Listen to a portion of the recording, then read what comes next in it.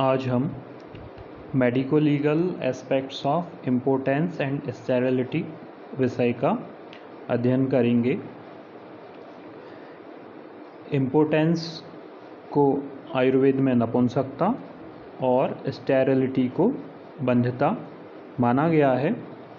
कुछ हम पारिभाषिक शब्दों को देखेंगे। इम्पोर्टेंस का अर्थ होता है मैथुन करने में अक्षमता। वह स्त्री या पुरुष जो मैथुन करने में सक्षम नहीं है वे इम्पोर्टेंट कहलाते हैं। पोटेंट शब्द का प्रयोग पुरुष व्यक्ति के लिए किया जाता है। वह पुरुष जो मैथुन करने में सक्षम हो पोटेंट कहलाता है।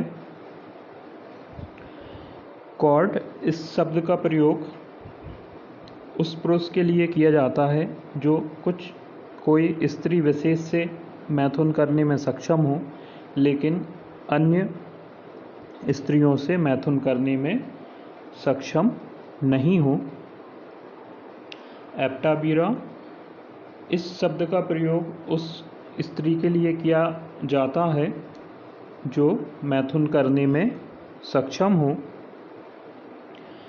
फ्रिजिडिटी इस शब्द का प्रयोग उन स्त्रियों के लिए किया जाता है जो मैथुन के दौरान सेक्सुअल अराउजल पैटर्न या मैथुन की जो कंटिन्यूटी है उसे बनाए रखने में सक्षम नहीं होती हैं। फर्टिलिटी इसका प्रयोग उन स्त्री पुरुषों के लिए किया जाता है जो संतान उत्पन्न करने में सक्षम होते हैं।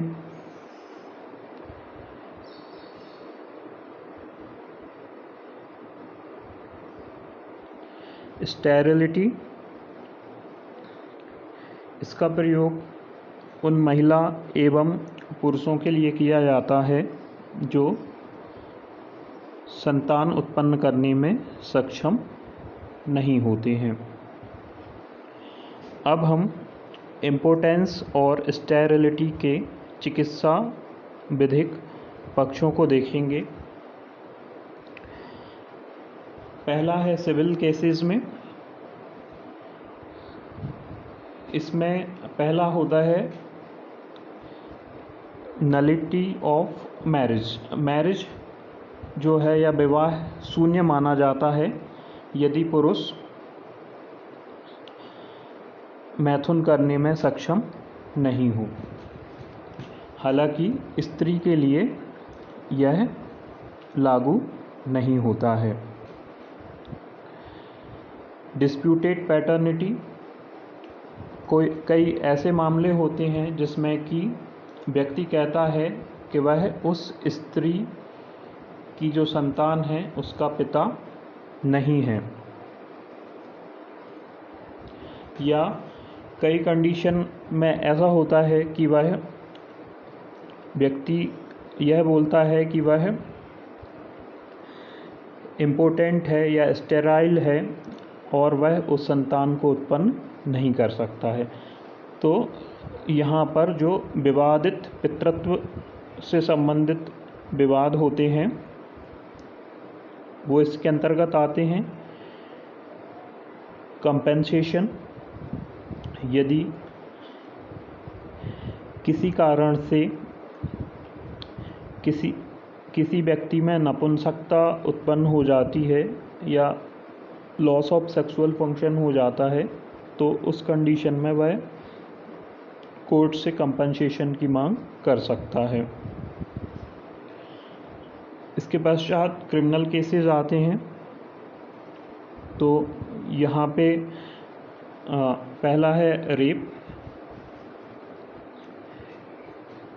इस कंडीशन में कई बार जो आरोपी है वह यह कह सकता है कि वह इम्पोर्टेंट है या संतान उत्पन्न करने में सक्षम नहीं है। एडल्टरी व्यभिचार की अवस्था में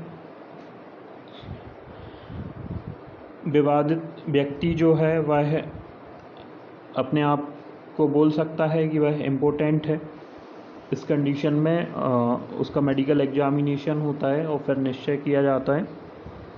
अननेचुरल सेक्सुअल ऑफेंस।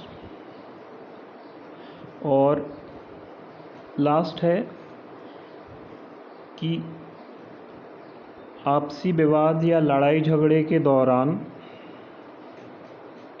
यदि कोई किसी व्यक्ति को ऐसा आघात होता है, व्यक्ति को, स्त्री को या पुरुष को, जिसके फलस्वरूप उसमें संतान उत्पन्न करने की क्षमता चली जाती है, उस कंडीशन में इसका चिकित्सा विधिक महत्व बढ़ जाता है।